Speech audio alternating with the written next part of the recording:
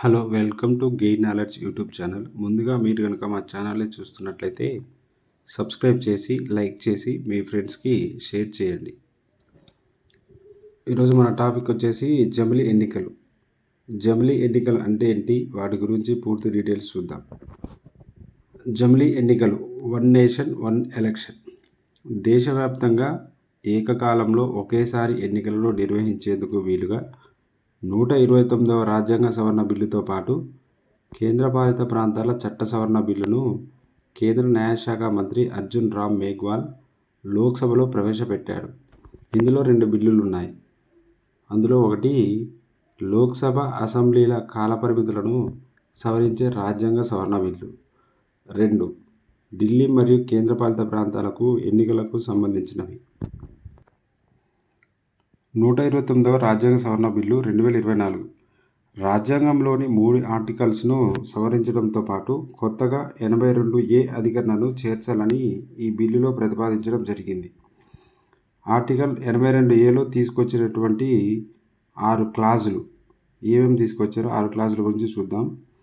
First article 82A(1) జమిలీ ఎన్నికల bill ఆమోదం పొందిన తర్వాత సాధారణ ఎన్నికలు జరిగి ఏర్పడే తొలి లోక్సభలో రాష్ట్రపతి ఈ క్లాజ్ను నోటిఫై చేస్తాడు.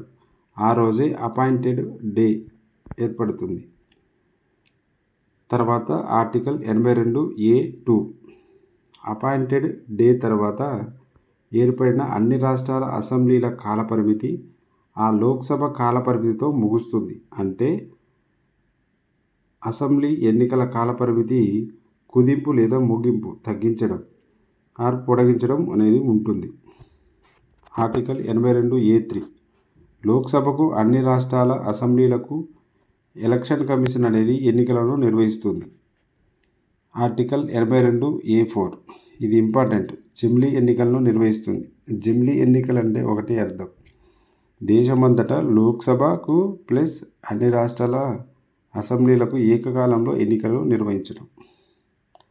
5 82A(5) కొన్ని అనివార్య కారణాల వల్ల లోక్సభతో పాటు ఏదైనా అసెంబ్లీకి ఒకేసారి ఎన్నికలు నిర్వహించలేమని ఎలక్షన్ కమిషన్కి చెప్పే అధికారం అనేది ఉంటుంది. ఇది 82A(5) ప్రకారం. నెక్స్ట్ 82A(6) లోక్సభతో కాకుండా కొంత ఆలస్యంగా ఎన్నికలు జరిగిన అసెంబ్లీ యొక్క కాలపరిమితి ఆ లోక్సభతోనే ముగుస్తుంది. నోట్: అసెంబ్లీల కాలపరిమితి అనేది లోక్సభకు అనుగుణంగా ఉంటుంది. ఓకే, ఈ జమిలీ ఎన్నికల గురించి రాబోయేటటువంటి కాంపిటేటివ్ ఎగ్జామ్లో ఖచ్చితంగా 1 నుంచి 2 బిట్లు ఖచ్చితంగా ఈ టాపిక్ పైన పడతాయి. కాబట్టి దీనికి సంబంధించినటువంటి పూర్తి ఇన్ఫర్మేషను ఈ వీడియోలో ఉంది. దయచేసి వీడియోని ఎండ్ దాకా చూడగలరు.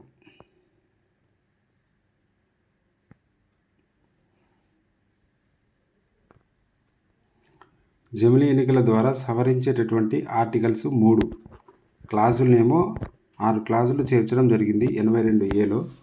సవరించే అధికరణలేమో 3. అధికరణ 83, అధికరణ 172, అధికరణ 327. ఇందులో 83కి సంబంధించినటువంటి 5 క్లాజులు ఉంటాయి.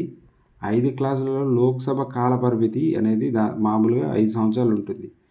ఈ లోక్సభ కాలపరిమితి యొక్క నిబంధనల గురించి 5 క్లాజులు అనేవి 83 ఆర్టికల్లో ఉంటాయి. అదేవిధంగా 172వ ఆర్టికల్లో రాష్ట్రాల అసెంబ్లీల కాలపరిమితికి సంబంధించినటువంటి నిబంధనల గురించి ఇందులో ఉంటుంది. ఆ తర్వాత 327వ అధికరణ రాష్ట్రాల అసెంబ్లీ ఎన్నికల నిర్వహణకు సంబంధించినటువంటి విషయాలు ఇందులో ఉంటాయి. ఆ తర్వాత మెజారిటీ.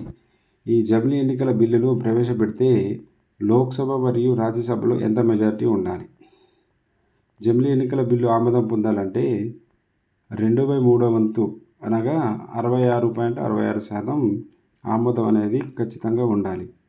2 లోక్సభలో ఉన్నటువంటి సభ్యుల సంఖ్య 543లో 362 మంది మద్దతు, రాజ్యసభలో 245 మంది సభ్యులుంటే 164 మంది సభ్యుల మద్దతు అనేది దీనికి ఉండాలి.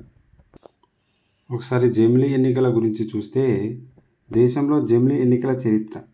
రాజ్యాంగం అమల్లోకి వచ్చిన తర్వాత మొదటి సాధారణ ఎన్నికలు అనేవి 1951 నుంచి 52 మధ్యలో జరిగినవి.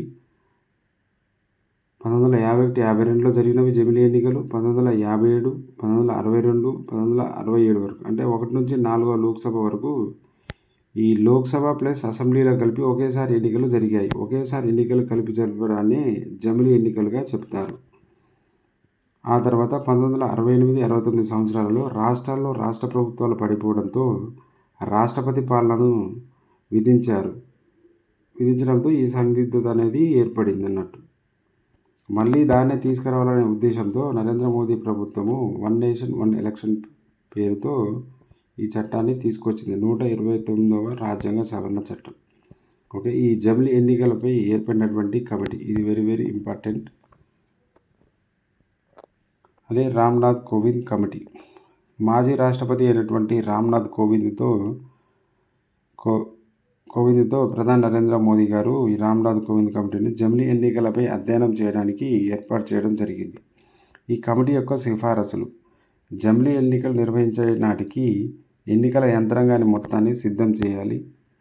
జమిలీ ఎన్నికలు నిర్వహించడానికి 2 విధాలుగా చేయాలని పేర్కొంది.